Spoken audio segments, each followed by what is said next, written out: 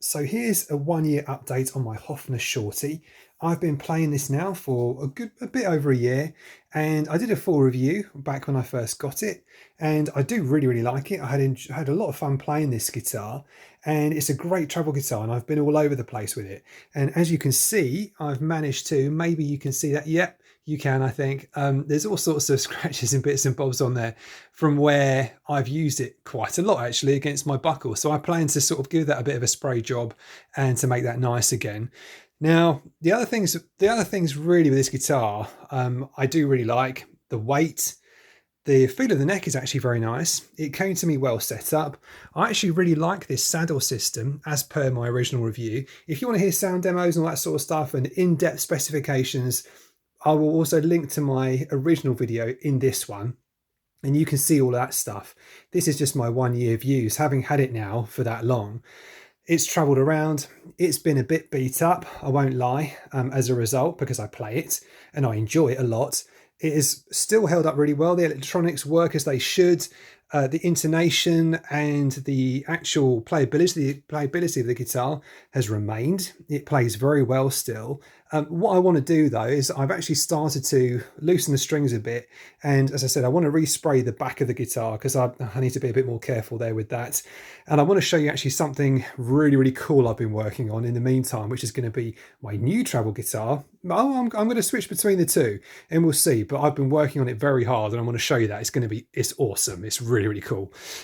So the person who had it before me had actually originally put some holes here, and I've already started to patch up the other one. There's a hole there too. Now, what I might do is sort of sandal it all back and actually make it nice again, because it just looked a bit ugly. It didn't make any difference to how it felt. I couldn't feel that. But that's something to note on Hofner Shorties, because of the balance and the way they play.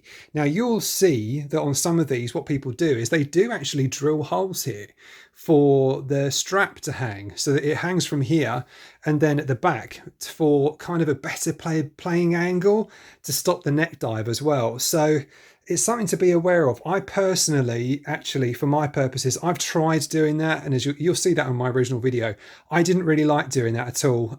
It felt very weird and uncomfortable to me. I stuck with the strap the strap button as they put it, which was it's there. I've just started to. Normally it's there. I've started to deconstruct it because I'm about to paint this, but I've taken it off. But that is where I like to have it, actually, where it comes stock from the factory. Everybody has their different points of view. Some people put a weight at the end here to stop the sort of neck diving down, and I totally get it, because it can be a bit of a weird experience.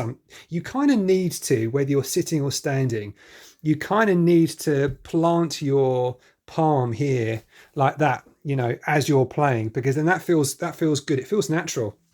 But I kind of do that anyway because I like palm muting and what have you. And so it's not a big deal to me. Some people might find it a bit peculiar, but I think this is a really cool guitar, frankly. I think it's a really good guitar, underrated. And this pickup actually does sound very good too. They put a nice pickup in here, so it gives a nice, warm, meaty sound to it.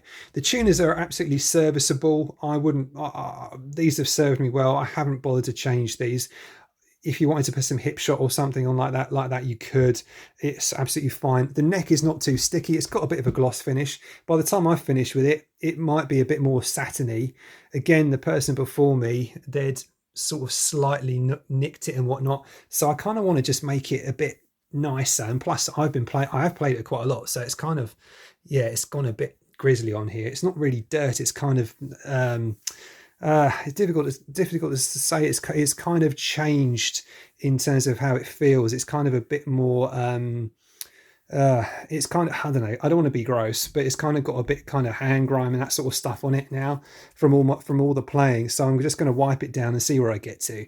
But that shows you, I think, how much of a playable guitar it is, because I've been playing it I've got various guitars. I'll just show you quickly. I've got this Epiphone Les Paul Studio LT in the room with me at the moment. I've got this special too. I've got my Gibson in there. There's a PRS in there. So I've got various, but I mean, I really do like playing this because it's just easy to pick up and play. Now, what I did promise you, by the way, actually, just to mention, the kind of the do you call this a volute, I suppose, that stops the neck breaking as well. I think that's a really cool feature. I don't think I mentioned that in my original review. That is a cool thing.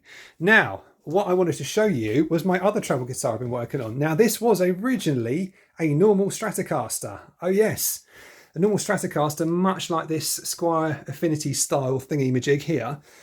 I have actually sawn the back off here of a normal Stratocaster, and that now kind of sits on in the nook of your leg, and it's smaller and lighter than a normal Strat, and it also puts it at a really nice angle for playability. And I put at the moment I've got an Affinity neck on it, so this is actually a really cool thing. I'm going to do a separate video on this one, but this kind of takes the Hofner idea of kind of travelability, or is that even a word, and kind of, you know, bumps it up a notch with a normal kind of guitar shape, normal-ish anyway. This kind of reminds me, I think, by now that I've done it, it kind of actually, I was looking around for other things. It looks kind of similar to maybe a Bassi EMI or EMI or whatever that's called. Not really a Strandberg, I don't think, but this is really, really comfy. I love sitting down with this thing. It puts it in a much more comfortable position.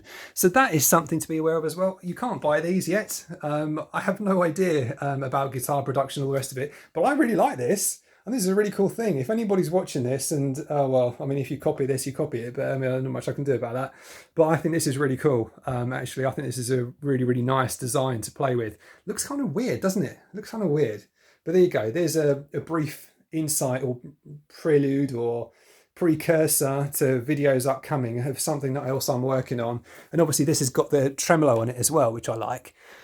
So the arm's not on there at the moment, but I often do have it on there because it's nice to wiggly, isn't it? And you can do some Hendrix and whatnot. Here, because of the sort of setup and because it feels more kind of Les Paul-y in terms of the bridge and all that stuff, that's the, I don't know, I feel kind of more inclined to play Les Paul style stuff on here. What else to mention? The bridge has held up really well. I've had no problems with that. That is not broken in any shape or form. That still works very well after a year odd. No tarnishing on the hardware. That's still looking really good. No sort of rusty bits or anything like that. I mean, I've kept it well, so it should be all right. Obviously, it has been a bit, you know, scratched and whatnot from just general playing, but that's my fault. And partly the person before me as well. It wasn't exactly perfect, which is probably why I was less than careful, I suppose, in terms of when I was playing with this one. Just because you know, you pick up and play and you just enjoy, don't you? And you forget about it. But I mean, that's the whole point. You should be able to pick up and play and just enjoy your guitar. And I think this is one you can do that with. The main thing that's going to bother people is the strange kind of neck dive playing position thing, but once you get over that, which takes a matter of moments or minutes, it's a very comfortable experience. You just need to get used to having your hand here. And yeah, it's much like, I don't know, I mentioned Strandberg earlier, it's much like the Endure neck on those guitars. Initially that feels really weird, but you get used to it, the Endure neck, and it's much the same thing with this. You get used to a different kind of way of holding the guitar, which suits this. And once you've got it, you've got it. And it's like riding a bike. You can just do it each time. So there you go. That's my 1 year update on the Hofner. I think it's a really, really wicked thing. I think it's a really useful tool if you're moving around a lot, traveling about a lot, and I recommend. So there you go. I'll see you in the next one. And there'll be more videos coming up on all these other guitars that I mentioned too, plus more and lots of other things. Enjoy. See ya.